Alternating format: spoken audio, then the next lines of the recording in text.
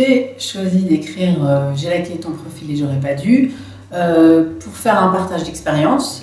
Je suis journaliste, mais ce livre, c'est pas une enquête homme-femme, c'est avant tout l'histoire de mes rencontres sur Internet. Il y a environ une dizaine d'années, j'ai commencé à fréquenter, comme on dit, les sites avant de fréquenter les hommes, parce que j'avais envie de sortir du cadre habituel des amis, de la famille, etc. À une époque où les sites de rencontres n'étaient pas trop démocratisés. Et puis j'ai fait une foule de rencontres, parfois un peu bizarres, et je me suis demandé si c'était moi le monstre ou si c'était les autres ou si c'était les deux. Et au fil du temps, parce que j'écris, j'ai pensé que je pouvais en faire quelque chose. Et j'ai commencé à écrire des petites histoires jusqu'au moment où est arrivé ce livre, à la fois un guide qui décrypte un petit peu le langage des hommes et de tout ce que j'ai pu croiser, photos, pseudo, messages, et des histoires vraies de rendez-vous ratés au café et qui sont plus vraies que nature. Alors le hiboulet, c'est l'homme d'Internet, comme le veut la définition inventée. C'est celui qu'on aimerait ne pas croiser et qui se décline sous différentes formes. Du coup, on ne peut jamais vraiment le détecter à l'avance et malheureusement, on arrive au rendez-vous et souvent, il y a la mauvaise surprise. Alors c'est celui qui se montrait intello mais qui l'est pas du tout, qui prétendait être très généreux et qui te demande de payer l'addition, même s'il y a débat sur le sujet aujourd'hui, mais enfin, c'est jamais très galant. C'est celui qui t'a fait croire qu'il s'intéressait profondément à ta personne alors qu'il va parler de lui pendant 1h40.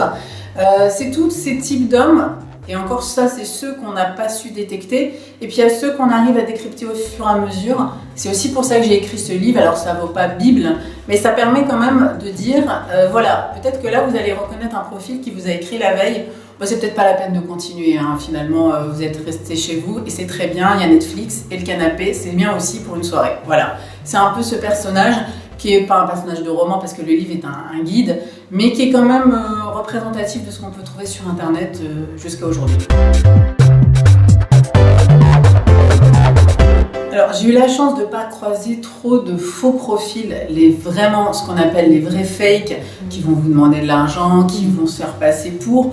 C'est du fake gentil, ça va être la photo d'un acteur qu'on a évidemment immédiatement repéré, même s'il tourne plus depuis 10 ans. Bon, celui qui met la photo de George Clooney, il est quand même assez audacieux pour croire qu'on va tomber dedans, mais il y en a. D'autres, voilà, c'est des photos de mannequins, etc. C'est assez vite détectable. Ce qui est moins facile à détecter, c'est quand on prétend être un autre. Alors, c'est un peu aussi le jeu d'Internet et de la rencontre, c'est qu'on a envie d'être soi-même et en même temps, on a envie de gommer nos petits défauts, c'est humain.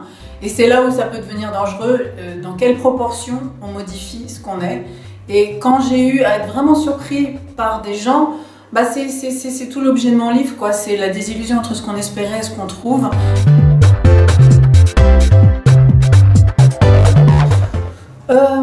C'est un peu difficile parce que j'ai quand même commencé à une époque où peu de gens s'y intéressaient. Alors, c'était pas la préhistoire des sites de rencontres, mais enfin...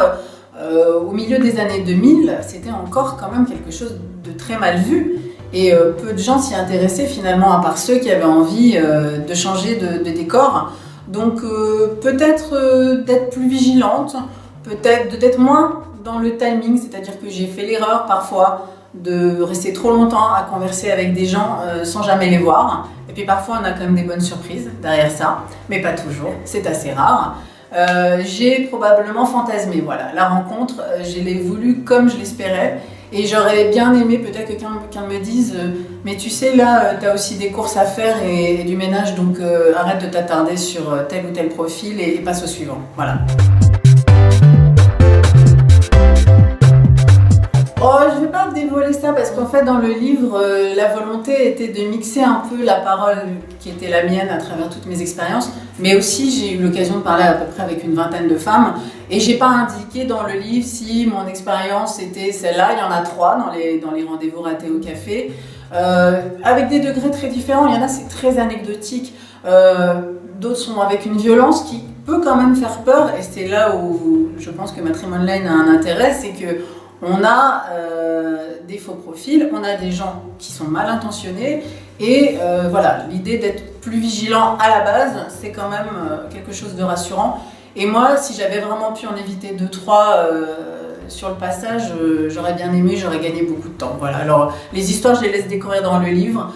Évidemment, ça va du type qui est marié, mais ça c'est basique. Ça peut être celui qui vous jette le café à la figure, hein, il y en a un dans le livre. Celui qui se prétend Parkinson pour vous larguer. Enfin, c'est des choses qui semblent improbables, mais tout est vrai.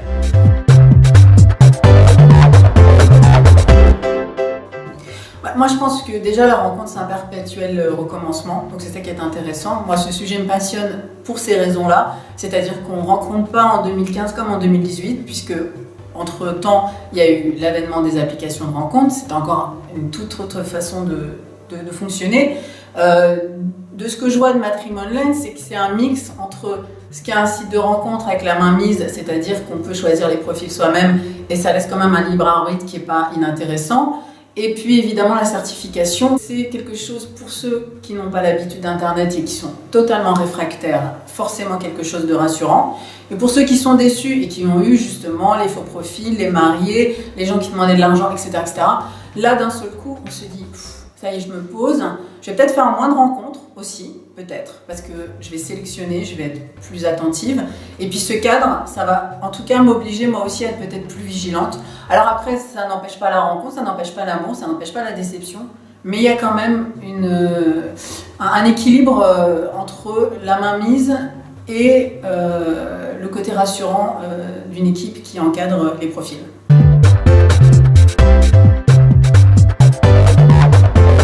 Je crois qu'il faut s'écouter déjà pour commencer, et en même temps il faut faire un peu violence des fois, parce qu'on entend souvent des gens, des hommes, des femmes, peut-être plus des femmes parfois, qui disent oui mais j'en ai marre de ne pas rencontrer telle ou telle personne, tel ou tel homme, etc. Sauf que la rencontre elle peut se faire n'importe où, mais on sait aussi en 2018 qu'une fois qu'on a utilisé les réseaux habituels, la famille, les amis, le coin de la rue de temps en temps ça peut marcher, mais bon, il faut aller plus loin, et la rencontre c'est comme le boulot, c'est full-time job quoi. Alors c'est vrai que c'est phagocytant, les sites internet ça l'est particulièrement, les applications j'en parle même pas, mais la rencontre tout court ça demande de l'énergie, de l'investissement. Alors ce que je dirais c'est que si on est vraiment motivé, il faut se donner les moyens d'y arriver, de multiplier les outils, c'est pas forcément un seul, mais de s'ouvrir aux nouveautés du monde, parce que je crois qu'il y a encore beaucoup de gens qui sont réfractaires à Internet et on peut les comprendre, mais il y a aussi des jolies choses à la clé, donc il faut se laisser un peu tenter par l'aventure de temps en temps. Et donc l'amour étant aussi un éternel recommencement, je l'ai trouvé, je l'ai perdu, mais peut-être que je l'ai retrouvé aussi, je ne sais pas. Ça c'est le temps qui dit, l'application, le site c'est le point de départ et puis l'arrivée, voilà, il faut aller doucement, sûrement sur le chemin, et peut-être qu'au bout, il y a la surprise de l'amour.